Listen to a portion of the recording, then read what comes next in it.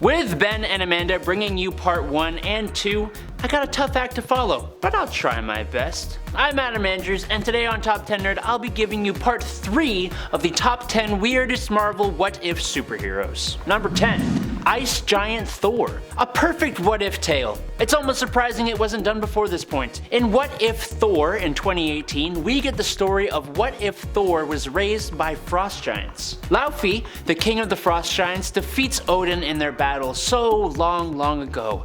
And just as Odin took the infant Loki, Laufey takes the kid Thor and raises him as his own. Loki is obviously here too, and like usual, they form a pretty tight bond as adopted brothers. Unfortunately, due to Thor's strength and skill in battle, not to mention his fondness for summoning the power of lightning, he is praised among the frost giants and by Laufey himself, who begins to completely forget Loki, his actual true son. Instead, Loki finds the captured Freya in the dungeons and she teaches him how to use magic. Loki eventually busts her out of prison and together they attempt to escape to Midgard. They go to the ruins of Asgard and attempt to repair the Rainbow Bridge until Thor and Laufey show up. Loki ends the life of his father while Thor unknowingly ends his mother with a blast from his giant ice hammer, Ice Crusher. Thor almost takes out his brother as well, but at the last minute, he lets him go. We don't know what happens next, only that Loki went to Midgard, had kids and a family, and apparently became a hero. It ends on a rather sweet note though. Number 9. Man-Spider. Okay, so in this story, everything that happens to Spider-Man is exactly the same. Oh, sorry,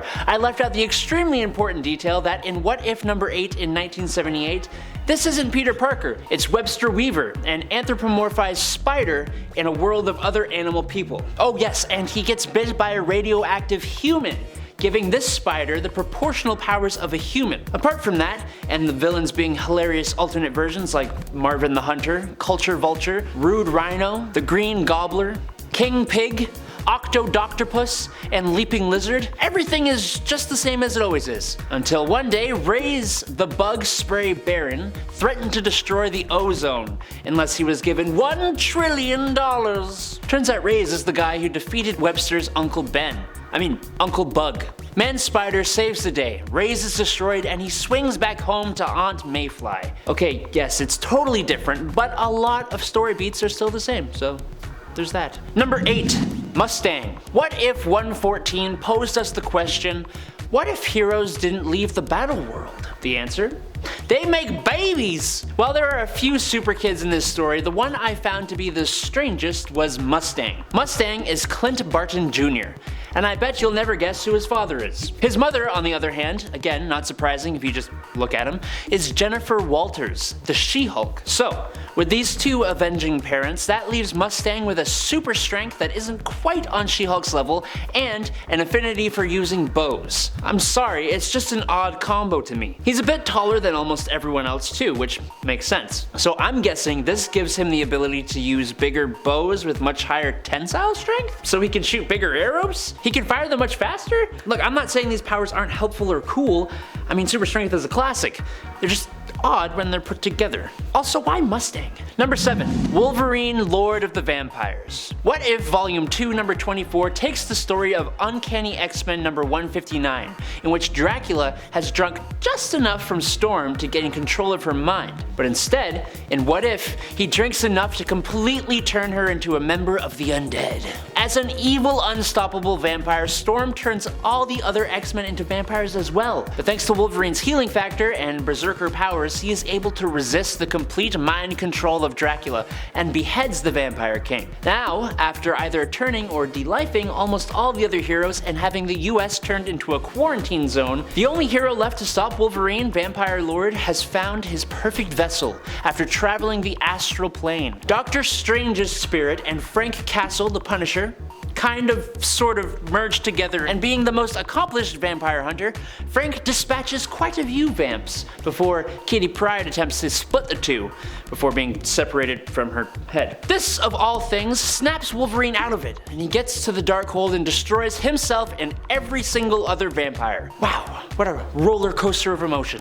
Number 6. Fantastic Four as Cosmonauts. Let's explore the what if story that begs the question of what if the Fantastic Four were Russian? Well, for starters, their name is different. In fact, They're pretty much all different. Now, the UFFF, or the Ultimate Federalist Freedom Fighters, the team is made up of Rudian Richards, the commie Red Richards, who instead of stretching can just pop off his limbs and send them out over long distances, which is way more alarming. Natalia Romanova, the 616 Black Widow, who is now Widowmaker and can control electromagnetic energy. Pyotr Rasputin, who is still just Colossus and has all those powers except his body and mind are deteriorating over time. And lastly, Piotr's sister Ilyana Rasputina, who seems to have the powers of Sue Storm, but we only ever see her go invisible, which is way less cool than the 616 continuity. After the demise of Stalin, the team is put under KGB control, and Rudd Richards, easily the strangest member of the team, is not having it, especially after he accidentally ends the life of Giant Man. Widowmaker makes widows of the wives of the leaders of the KGB, and the superhero teams go on to fight for freedom and equality. But that isn't how you thought it would go. I didn't. Number 5. Daredevil is bullied and just gives up. One day, when fighting against Electro with Spider-Man, Daredevil is unaffected by a blinding flare set off right in front of his face by Electro. This kind of clues in Electro to the idea that maybe this Daredevil guy is already blind. And when Electro and Spider-Man ask Daredevil what color Electro's costume is, seals the deal. Electro lets the whole world know by leaking this info to the Daily Bugle after Spider-Man actually sort of makes fun of him, saying it makes sense why he chose that yellow costume because he couldn't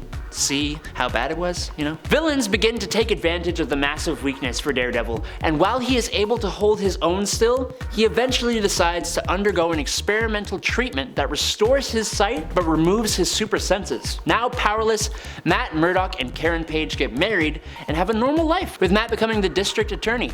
Wow, kind of a nice ending there. Number 4, Limo Man. In one of those many crazy panels in number 34 of What If, remember that one where the Watcher is a comedian? We get to see a single panel that asks the question, what if Tony Stark owned an auto company instead of a weapons company? Now, whoever was writing this panel was absolutely cooking with gas. They knew what was up. Basically, if that was the case, then the world would get to interact with Limo Man, a hero with a license plate, belt, tire pauldrons, with rear view mirror horns, headlights on his chest, and a sweet pair of rollerblades. He is honestly the least cool Transformer you have ever seen. He does look like he's made up of a luxury car though, so I guess that gives him some kind of arbitrary style points. Right? At least the robber he seems to be facing seems to be a little bit worried. Number 3, 6-armed Spider-Man. In the legit continuity, Spider-Man undergoes an experiment to try and get rid of his spider abilities. Instead, he gains 2 extra sets of arms.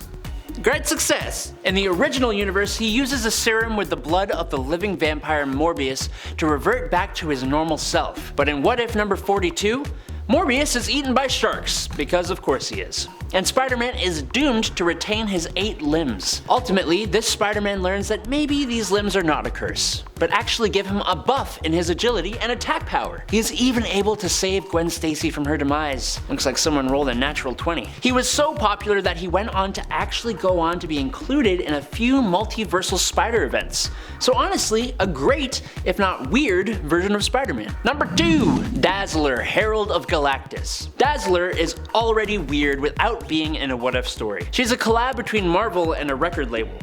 That's all I have to say. Okay, so Dazzler's power is that she can convert sound into light. Pretty good for a disco singer. And especially so since she uses this power to literally dazzle people at her concerts. In What If number 33 though, Dazzler is chosen as the new Herald of Galactus, being the only being who could retrieve the old Herald who hid in a black hole, which she does. And then, in the alternate timeline, Galactus sends him back into the black hole as a punishment? I don't know, okay? She was given a huge boost with the power cosmic, and for some reason, even with her new boosted up powers, she decides to keep the disco ball rollerblades. She's actually really torn up about having to leave her world, but she vows to at least do good by not letting Galactus eat inhabited planets, which Galactus actually obliges because, well, it seems like he's got the hots for Dazzler, or whatever the world-eating equivalent of the hots is. There is a whole conflict with an armada, and then Galactus releases her to go back to Earth, which has been the victim of an apocalypse in her absence. And she goes back to him yet again as some kind of weird, twisted, intergalactic love story. I don't know, it's really strange. Number 1, Jane Foster becomes Thor. But Adam, this happens in the 616 continuity. Yes, but this one's a little bit different. In this what if story, number 10 actually, it is Jane Foster who first picks up the hammer Mjolnir, not Donald Blake. In this story, Jane accompanies Dr. Blake on his trip to Norway, and when he drops his cane into a ravine, she goes down there to get it for him instead. Striking the stick, she becomes Thordis. Yes, Thordis. Unlike the modern interpretation, a female wielding Mjolnir gets an entirely new name. Wielding the power of Thor, Thordis fights off the Saturn rock people, and then turns the cane that she seems to have stolen from Donald Blake, leaving him helpless without a cane, into a hairbrush to better fit in with her feminine alter ego, because men don't use hairbrushes apparently. She has pretty much the same adventures as Thor. She's rejected by Odin, and Sif gets with Donald Blake, until the events of Ragnarok when Odin decides to give the hammer back to Blake because he can't accept Jane as Thor. And then, as thanks, he turns Jane into a different god and then marries her? Kinda gross, kinda really strange, kind of uncomfortable. Luckily, it's only a story that comes from the question, what if? And there you have it. Thanks for watching Top 10 Nerd. Be sure to like, comment, and subscribe. I've been your host, Adam Andrews. You can find my socials down below, and until next time, peace out, nerds.